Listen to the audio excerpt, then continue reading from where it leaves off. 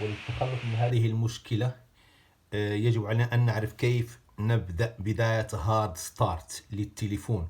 وهارد ستارت كيف تكون بالنسبة للتليفون آيفون 7، ضغط على هذه العلامة نقص الصوت، علامة نقص الصوت مع علامة البطن هنا في مرة واحدة، ضغطة مستمرة حتى يبدأ التليفون.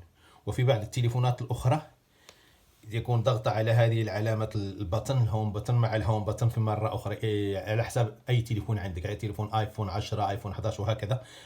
ففي الآيفون 7 هذه العلامة وهذه ضغطة واحدة وتبقى مستمر عليها حتى نبدأ الهارد ستارت للتليفون.